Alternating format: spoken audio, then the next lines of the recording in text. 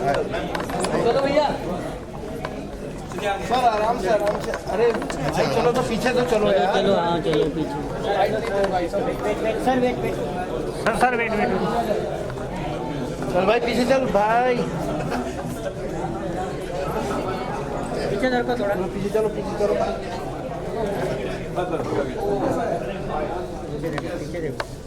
देखो तो गिर जाओगे। अरे आप लोग साथ में अरे ये इधर गिरा है। रुक जाओ भाई पहले 1 मिनट रुको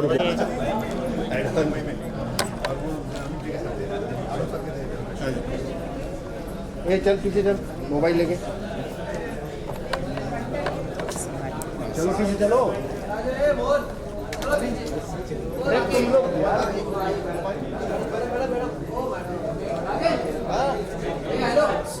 अरे पीछे आओ भाई। काय म्हणताय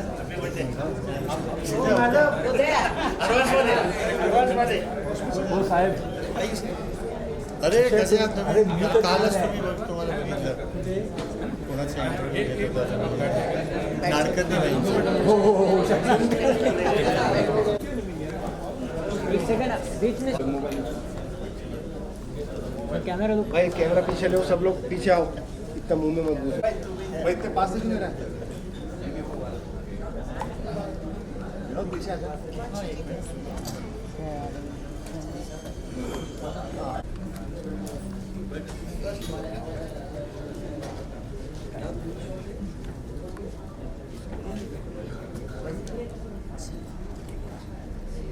जाओ बीच बीच सादा ओ सादा हां डन डन डन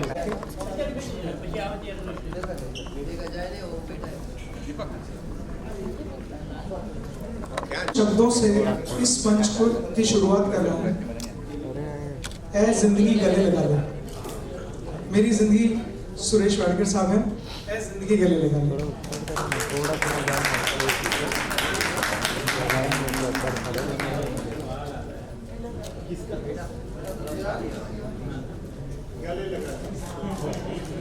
दोस्तों यही शीर्षक था ऐ जिंदगी गले लगा लो। तो मुझे मेरी जिंदगी ने आज मुझे गले लगाया। इससे बड़ा स्वरूप मेरे जीवन का कोई नहीं है। पद्मा जी तालियों के साथ पद्मा जी का स्वागत कीजिए।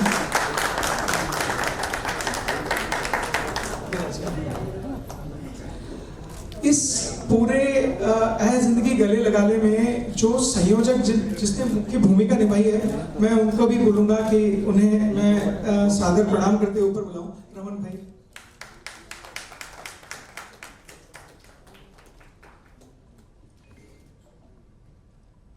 इतने बड़े व्यक्तित्व आपके सामने हैं। उनका तेज उनका प्रकाश उनकी ऊर्जा आप तक पहुंच रही होगी मुझे पूरी उम्मीद है और ये ऊर्जा आपको आगे पहुंचती रहे। यही शुरुआत है ऐ जिंदगी गले लगाने की। तो मेरा इतना सा मानना है कि आप सब लोग ये बोल दें एक साथ कि ऐ जिंदगी गले लगा ले तो सुरेश जी ऐसे बाहें फैला के आपको गले लगा लेंगे सबको।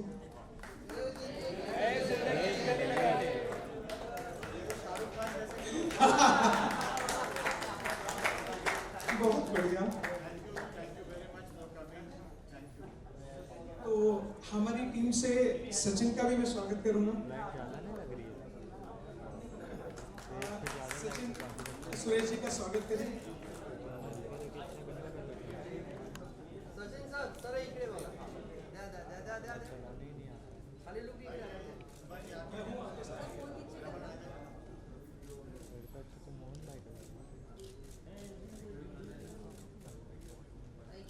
यहाँ 2 बुके हैं। एक ये हमारे सबसे बड़े नींव के प्रस्तर सबसे बड़े फूल आप विराज सर।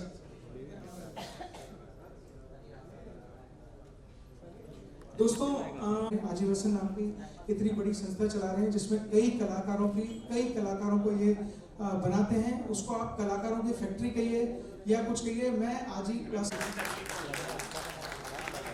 दोस्तों मेरे पास शब्द नहीं है कि जो भी इन्हें देखकर मेरे दिल में आता है मैं उसे विदाउट फिल्टर मेरे दिमाग से सीधे दिल से बोल देता हूँ आपको। तो एक बार आप सब जोरदार तालियों के साथ स्वागत करें सुरेश वाडकर जी का, पटना जी का। और इस चीज के लिए मैं आपसे तहे दिल के लिए शुक्रिया करता हूं। अब हम जिस काम के लिए आए हैं वो हम शुरू कर सकते हैं, और ईश्वर से ये कामना है, ये दुआ है कि ये एक ऐसा कार्यक्रम है आज जिस मुहिम को लेकर हम आगे बढ़ रहे हैं, जो सुरेश जी की कल्पना थी, एक सुरेश जी का सपना था कि हमारे हिंदुस्तान में हमारी संस्कृति लौट आए। तो ये कार्यक्रम ए जिंदगी गले लगा ले उसी से ही प्रेरित है, और आप सब लोगों का हमें आशीर्वाद चाहिए। आप बड़े हैं, छोटे हैं, जो भी हैं, लेकिन हमारे लिए आप सब कुछ हैं। तो आप लोगों के आशीर्वाद से हम आगे बढ़ सकते हैं, और आप ए जिंदगी गले लगा ले को एक बार जोरदार तालियां बजा के शुरुआत करेंगे।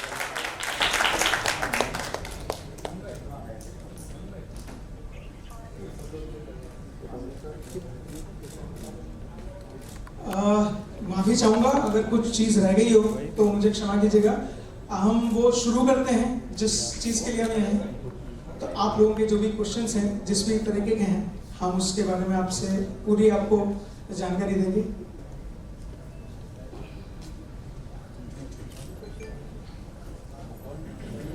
इसी गाने का एक एक्सपीरियंस आप बताइए, सलमान के इसी गाने का। अरे क्या एक्सपीरियंस आज भी ताज़ा है। मेरे ख्याल से तकरीबन 37-38 साल हो रहे इस गाने को, और मैं पहली बार राजा साहब से मिल रहा था। इलैयाराजा जी जो भारतवर्ष के one of the top most और हाईएस्ट टैलेंटेड संगीतकार, जिन्होंने मुझे खूबसूरत गाना दिया। जब पहली बार मैं मिला, सिंपल सा आदमी, छोटी कद, सफ़ेद कुर्ता और लुंगी सफ़ेद और भस्म लगाया हुआ था, और ऊपर वाला साक्षी है, मैं बहुत ज़्यादा उनके बारे में नहीं जानता था, क्योंकि साउथ इंडियन फिल्म्स की तरफ म्यूजिकली मैं बेध्यान था। एक तो सबसे पहले लैंग्वेज की प्रॉब्लम थी, मगर संगीत तो सारे वर्ल्ड में वही है, सारे गमा पदा निसा सानी दबा मगा रेसा। मगर होता है ना कि एक वर्ड समझ में आए म्यूजिक के साथ साथ, तो उस गाने का ज़्यादा मज़ा आता है। तो राजा साहब को मुझे उत्तम सिंह जी हमारे संगीतकार हैं, और केसी लॉर्ड, वो दोनों जने लेके आए थे कि इनके सदमा के 2 गाने गाने हैं, नई फिल्म है, और पहली हिंदी फिल्म कर रहे थे राजा साहब। मगर इतना मज़ा आया। मुझे याद है ए जिंदगी जब गाना रिकॉर्ड हो रहा था, कोई 150-200 म्यूजिशियंस थे, और उसके अलावा गाना सुनने के लिए हमारी इंडस्ट्री के बहुत बड़े बड़े म्यूजिशियंस, कुछ म्यूजिक डायरेक्टर्स खाली गाना सुनने आए थे कि राजा साहब किस तरह काम करते हैं। आप सोचिए वो मंजर क्या होगा। वो बहुत बड़ा उत्सव था फिल्म सेंटर में। और मजे की बात है कि पहले 2, 2.5, 3 साल, हालांकि ये गाना बहुत पॉपुलर है, ये मुझे मालूम ही नहीं था, ध्यान ही नहीं आया, क्योंकि आप सबकी दुआओं से रोज कभी कभी 3-3, 4-4 गाने गाया करता था मैं, इस स्टूडियो से उस स्टूडियो। जब एक प्रोग्राम में, शायद दिल्ली में था ये प्रोग्राम, और स्टेज पे मुझे कम से कम नहीं तो भी 50 चिट्ठियां आई थी कि ऐ जिंदगी गले लगा ले, गाना आप गा नहीं रहे हैं। तो मेरा ध्यान गया, ये तो राजा साहब का गाना है, आप बिलीव नहीं करेंगे, मैंने अनाउंस किया कि भाई लोग ये गाना मुझे वर्ड्स मेरे पास नहीं है, क्या कोई मुझे वर्ड्स दे सकता है? तो मैं एक दो गाने के गैप के बाद में ये गाना कोशिश करता हूँ गाने की। आप सोच नहीं सकते 7वें या 8वें मिनट में एक खूबसूरत सी लड़की गाना लिख के लेके आई, तो और ज्यादा अच्छा लगा। और फिर मैं अंदर गया, गाना 2-3 बार सुना मैंने, और फिर मैंने आके वो गाना गाया, और मुझे 3 बार गाना गाना पड़ा। तो आप सोचिए उस गाने की क्या पॉपुलैरिटी हो सकती है। और उस गाने को अभी लेटेस्ट भी गाया गया है, तो और भी ज़्यादा अच्छा लगता है। हमारे बच्चे ने ही गाया है, मेरे बेटे जैसा है अरिजीत सिंह। और जब श्रीदेवी जी इस दुनिया में नहीं रही, तो कम से कम जब भी उनका YouTube पे या कोई खबरों में आता था तो पीछे ये गाना बजता था। तो ये गाने की ये किस्सा है इस गाने का। एक किस्सा सुरेश जी ने ही मुझे बताया, आपको बड़ा मजा आएगा उसको सुन के, बातचीत निकली है। तो जब इलियाराजा साहब आए और साहब ने देखा तो एक ईश्वर स्वरूप एक वो व्यक्तित्व हैं, और एक ईश्वर जब दूसरे ईश्वर से मिलते हैं तो आपस में एक दूसरे की चीजें से वो होती हैं। उस टीम में एक 14 या 15 साल का बच्चा था, वो कीबोर्ड बजाता था, बहुत बढ़िया कीबोर्ड बजाता था, इतना बढ़िया कीबोर्ड बजाता था। उसका नाम था दिलीप, 12 या 13 साल का। आप सोचिए, दिलीप नाम था उसका, जो बाद में पता चला। आप सोचिए उसका क्या नाम था, वो ए आर रहमान साहब। तो आप सोचिए कि मतलब ये ऐसे कुछ, बस इसी तरह के कुछ किस्से, कहानियां, अनकही कहानियां हमारे इस प्रोग्राम में आएंगी। यही इसका थीम है, यही है कि आप लोग सब एंजॉय करेंगे अपनी लाइफ को। जिस प्रकार से आप भी समझते हैं कि हमारी लाइफ में कितनी परेशानियां हैं, लेकिन कुछ छोटी सी खुशियां हमारी उन सब परेशानियों को दूर कर देती है। वही है ये जिंदगी गले लगा ले विद सुरेश वाडकर साहब। और ये मेरा वादा है दोस्तों आपसे कि इस प्रोग्राम में जितना सुरेश वाडकर साहब ने जान डाली है, मैं इतना बता सकता हूं कि आप सबकी जिंदगी, आपकी जिंदगी आपको गले जरूर लगा। और बहुत खट्टे मीठे हमारे जो अनुभव है, किस्से हैं, वो इस प्रोग्राम में आने वाले हैं, जो हो सकता है आप लोगों ने नहीं सुने हो। तो खट्टे और मीठे, तो आप जान सकते हैं खट्टे में कितनी खटास होगी और मीठे में कितनी मिठास होगी। 2 से 3 पेज लिखे जा सकेंगे आराम से खट्टे में आप लोगों के लिए। तो मैं बहुत आभारी हूँ कुमार भाई का, और नाम भी इनके प्रोडक्शन का स्टूडियो रिफ्यूल। तो रिफ्यूल तो रोज ही करना पड़ता है, और फिर स्कूटर हो या आपकी रोल्स रॉयस हो, पेट्रोल तो वही पड़ता है। तो मज़ा तो पेट्रोल का ही आने वाला है। और मैं चाहता हूँ, ये मैं पहली बार जिंदगी में इस तरह का कोई शो प्रोग्राम रेडियो के लिए कर रहा हूँ सबसे पहले। फिर साइमल्टेनियसली हम लोग इसके शोज भी प्लान कर रहे हैं। ये कारवां बनता रहेगा दोस्तों। ये एक फूल है, एक प्यारा सा फूल है, ऐ जिंदगी गले लगा ले, जिसकी खुशबू महकना बहुत जल्दी शुरू कर देगी, और आप उसकी खुशबू सूंघ के इतना आपको फ्रेशनेस मिलेगी, और ये कारवां आगे बढ़ता चला जाएगा, चाहे वो शोज के माध्यम से हो, चाहे पॉडकास्ट के माध्यम से हो, लेकिन मजा आप सबको जरूर आने वाला है। लेकिन एक लाइन तो होनी चाहिए, एक लाइन होनी चाहिए, गाने की लाइन। ऐ जिंदगी गले लगा, हमने भी तेरे हर एक गम को गले से लगाया है ना।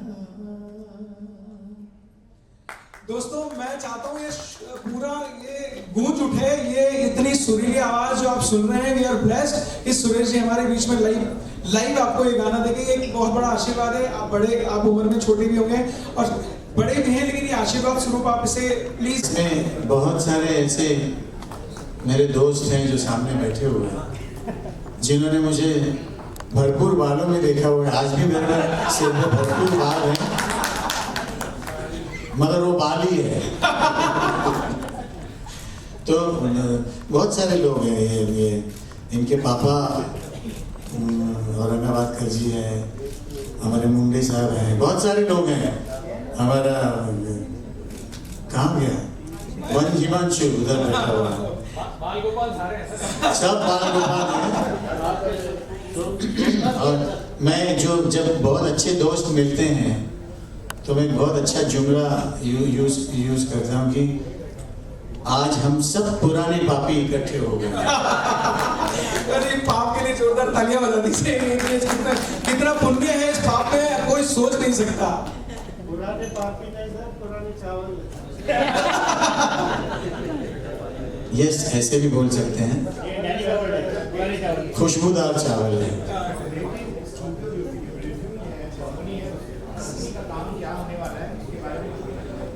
दोस्तों ये कंपनी है स्टूडियो रिफ्यूल। मेरा ऐसा मानना है, देखिए मेरी व्यक्तिगत सोच है, लेकिन मैं आपके साथ शेयर कर रहा हूँ। और इतने बड़े इतने मंझे हुए और इतने लेजेंडरी कलाकार हैं, मैंने ये इनके साथ शेयर किया तो मुझे इन्होंने आशीर्वाद स्वरूप ये कहा। हाँ, तो आप समझ लीजिए कि ये स्टूडियो रिफ्यूल क्या है सर, कि मेरा ये मानना है कि ऊपर ईश्वर जब हमें नीचे धरती पर भेजता है तो एक फ्यूल डाल के भेजता है कि इतना चलेगा। तो चाबी भर के हम सोचते हैं कि ये चाबी भर के, एक गाना भी था, जितनी चाबी भरी राम ने उतना चला खिलौना। तो वो एक रिफ्यूल भेजते हैं, लेकिन हमारे कुछ परिस्थितियां ऐसी हो जाती हैं कि या तो फ्यूल जल्दी खत्म हो जाता है हमारी लाइफ से, या वो हम इधर उधर कहीं लगा देते हैं। तो सेकंड रिफ्यूल हमारे पास कहाँ से आए? धरती पर हमें ऊपर दोबारा जा नहीं सकते, और ऊपर जाएंगे तो दोबारा नीचे आ नहीं सकते। तो सेकंड रिफ्यूल जो है वो है संगीत। मेरा मानना यह है कि संगीत में इतनी ताकत है, इतनी ताकत है, इतनी ताकत है कि जो सुर है ये आपकी जिंदगी के हर जगह अंग बन के आपके शरीर में रहते हैं। आप सा बोलेंगे तो आपका एक काम करेगा, रे बोलेंगे। मेरा मानना है, और इस संगीत के इतने बड़े महान गुरु जिनको बोल सकते हैं, जो इस संस्कृति को आगे बढ़ाने जा रहे हैं और इस संस्कृति को पूरे जोर शोर से आगे बढ़ा रहे हैं। तो मेरा ये मानना है कि स्टूडियो रिफ्यूल का मतलब सिर्फ ये था कि आप सब लोगों को जो आप डिजर्व करते हैं ऐसा संगीत दोबारा से दिया जाए, और इसी मुहिम को लेकर हम लोगों ने ये शुरू किया दोस्तों। और ये फ्यूल जो है तो कभी ना खत्म होने वाला फ्यूल है। जो सुर का फ्यूल होता है ना, ये उसको स्टार्टर भी नहीं लगाना पड़ता है, अपने आप चल पड़ता है। तो ये क्योंकि अध्यात्म के साथ गाना बजाना जुड़ा हुआ है, तो वो तो आपको ऊपर वाले के साथ जोड़ ही देता है।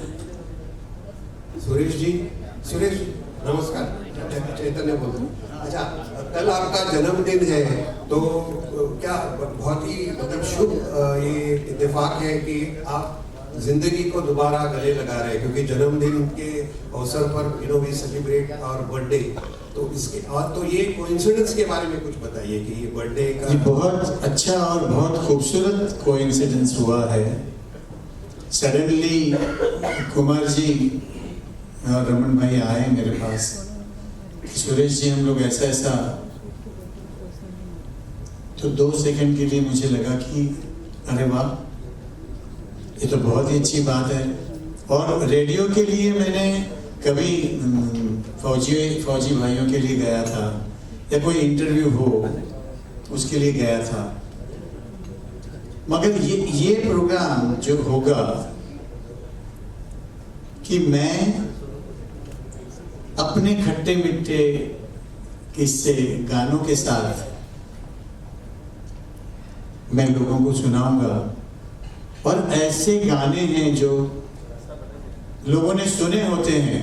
बहुत बाज़ वक्त ऐसी चीजें होती है कि मैं कहीं जाता हूं और समझ लीजिए इंडिया में भी या इंडिया के बाहर कोई गाना गाता हूं तो सडनली लोग एक दूसरे को देखते हैं, अच्छा ये इन्होंने गाया हुआ है। तो ये कब पॉसिबल होता है? जब आपके गाने रेडियो में बहुत ज़्यादा बचे जाते हैं। दोस्तों ये बहुत बड़ा सच है, रेडियो हमारी जिंदगी का एक इतना बड़ा आयाम है। मेरा ये मानना है कि कोई भी किसी भी तरह के क्वालिटी का चीज़ आप रिपीटेटिव बजाएं तो एक पल को ये लगने लगता है कि हाँ ये अच्छा है, लेकिन आप अच्छी चीज़ को, बेहतरीन चीज़ को और इतनी सुरीली चीज़ को आप बार बार बजाएं तो यही इसकी मर्म है, यही इस प्रोग्राम की आत्मा है कि किसी भी प्रकार से ये प्रोग्राम रेडियो पर आए, आप वो सुरीले गाने, वो सुरीला संगीत दोबारा से सुनना शुरू करें। ये मुहिम में आप सब लोगों का साथ 95% है जो दूसरा कंटेंट देते हैं, मैं उसके बारे में कुछ ज़्यादा नहीं बोलूँगा, लेकिन हम 5% में से अब ये 5% कैसे उन 95% को जीत पाए, उसमें सिर्फ और एक ही साथ दे सकते हैं, वो सब आप लोग हैं। मैं आप लोगों से ये गुजारिश करूंगा दोस्तों कि इस पूरे प्रोग्राम का मर्म समझें, सुरेश जी की एक साधना समझें इसको, कि वो इस अपने हर एक क्षण को वो संगीत के साथ जीना चाहते हैं। मैं ये चाहता हूँ कि सुरेश जी का कल बर्थडे, हम सुरेश जी के साथ जीवन भर रहें, वो उनकी उम्र हमारी सबकी उम्र भी लग जाए, वो इतना आगे व्यक्तित्व को बढ़ाएं और इस मुहिम को इतना आगे चलाएं।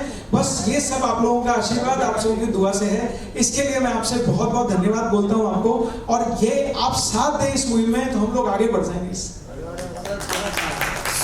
सुरेश जी अरिजीत ने भी ये गाना गाया है, तो आपको उनकी गायकी के बारे में क्या कहना? खैर वो तो किसी इसके लिए मोहताज नहीं है, लेकिन क्या कहना चाहेंगे? बहुत अच्छा गाने वाला लड़का है, और मुझे अगर पूछें तो बहुत तैयार सिंगर है वो क्लासिकल भी ऐसा गाता है कि आदमी हैरान हो जाए। तो और हमारे बेटों जैसा है, पद्मा को तो अभी भी वो मॉम ही बोलता है, क्योंकि उसके फेम गुरुकुल में ये उसकी मेंटर थी। क्या बात है। सबसे ज्यादा दुख लगा जिस दिन उसको इन्होंने निकाल दिया 5वें नंबर पे, 6ठे नंबर पे। पद्मा इतना रोई थी आके घर में, और मुझे रोज कहती थी कि सुरेश जी आप उस लड़के को सुने आप, क्योंकि वो सही में म्यूजिकल दुनिया में अपने आप में ही मस्त रहता था। वो बाकी के बच्चे हो सकता है मस्ती कर रहे हुए उधर, ये एक कोना पकड़ के सुरमंडल लेके गाने का रियाज करते बैठता था। जब उसका मैंने गाना सुना है जिंदगी, बहुत खूबसूरत लगा। उसने अपनी आवाज में एक बहुत खूबसूरत उसका गुलाब बनाया था उसने, जो हमको बहुत अच्छा लगा। भगवान उसकी हमेशा रक्षा करें और भरपूर गाते रहे, ये हमारी ख्वाहिश है और उसका आशीर्वाद है। अच्छा, मेरे 2 सवाल हैं। ये कौन से रेडियो पे आएगा? विल इट बी नेशनली और internationally? It will be national. मैं माफ़ी चाहूँगा बीच में करना, रिवील अभी इसलिए नहीं कर रहा हूँ कि कुछ चीज़ें पर्दे के पीछे रहें तो उनका आनंद कुछ और ही आता है। तो अभी ये एपिसोड्स अगले वीक से बनना शुरू होंगे, लगभग 200 एपिसोड हम लोग बना रहे हैं। ये प्रोग्राम दर्शकों के सामने या रेडियो पे जब भी है, ये मेरे ख्याल से आप ये मान के चलिए कि दिवाली का हम आप सबके लिए गिफ्ट होगा। बट किस चैनल पे आएगा ये शायद ऐसी एक प्रेस कॉन्फ्रेंस हम करेंगे, उस टाइम पे हम लोग। सुरेश जी, मेरा लास्ट सवाल आपके लिए। आपने कहा खट्टी मीठी बातें बताएंगे आप। मीठी बातें तो खैर बताएंगे ही, खट्टी बातों को कितना एडिट करेंगे? खट्टी बातों को एडिट नहीं किया जाता है, क्योंकि वो होती ही खट्टी है, तो कितना एडिट करेगा इंसान? आई प्रॉमिस कोई खट्टी बात एडिट नहीं होगी। खट्टी बात सुन के ही तो आपके मुंह में पानी छूटेगा ना, तो उसको तो पूरी बोलनी पड़ेगी। और शायद वो सीख होगी इतने बड़े लेजेंडरी इंसान, जिसके लिए खट्टी होगी ना उसकी जिंदगी बन जाएगी। क्यों? क्योंकि उसको किसी ने बोला नहीं है कि जब आदमी कलाकार बहुत बड़ा बन जाता है, बहुत आगे बढ़ जाता है, तो उसकी कमियां किसी को नजर नहीं आती, उसकी अच्छाइयां नजर आती है। लेकिन इतना बड़ा लेजेंडरी एक व्यक्ति जब वो खट्टी बात बोलेगा तो वो इतना ज्यादा, मतलब उसको कहते हैं ना चंदन और पानी, वो सब कुछ हो जाएंगे, उनकी ग्रोथ और बढ़ जाएगी। देव जी, आप IIT से एंकर और प्रोड्यूसर बन गए, इसके ये कैसे हुआ?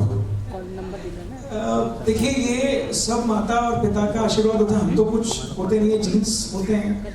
आप जो मेरे पिताजी कथावाचक थे और बड़े ही सुरीले गीत भजन गाया करते थे, उसी तर्ज पर हम लोग कुछ आगे बढ़े। लेकिन जीवन देखा जाए तो बहुत कठिन है और देखा जाए तो बहुत सरल भी है। आप कैसे अपनाते हैं इस बात को आपको देखना होता है। बट कठिनाइयों का जो जीवन होता है उसमें बहुत कुछ सीख मिल जाती है इंसान को। तो ये यूँ मान लीजिए कि जैसे किसी को जीन्स में डायबिटीज होती है, किसी को वो होती है। मुझे संगीत नहीं आता है, मैं इतना ज्ञान नहीं रखता संगीत का, लेकिन हाँ, मैं संगीत के लिए जीता हूँ। ये प्रोग्राम यहाँ आना, सुरेश जी तक मुझे पहुँचाना, रमन भाई का माध्यम, सचिन भाई का माध्यम यहाँ तक ले आया, तो मैं खुद नहीं आया, ये किसी ईश्वर की लीला है जिसको मैं सिर्फ, उन्होंने मेरी उंगली पकड़ी और मैं यहाँ तक चलाया। इसमें मेरा कोई योगदान नहीं है, कोई भी योगदान नहीं है सर। मुझे जिस लायक ईश्वर ने बनाया, मेरे माता पिता ने बनाया या मेरे दोस्तों ने बनाया, मैं उसी तर्ज पर आगे बढ़ा। आगे बढ़ने से पहले सुरेश सर चरखा गाना सुनना चाह रहे थे सर, सारे रिपोर्टर्स। उन्होंने पहले ही बोला था कि सर आएंगे तो चप्पा चप्पा चरखा चले। क्या बात है, तैयारी पूरी है।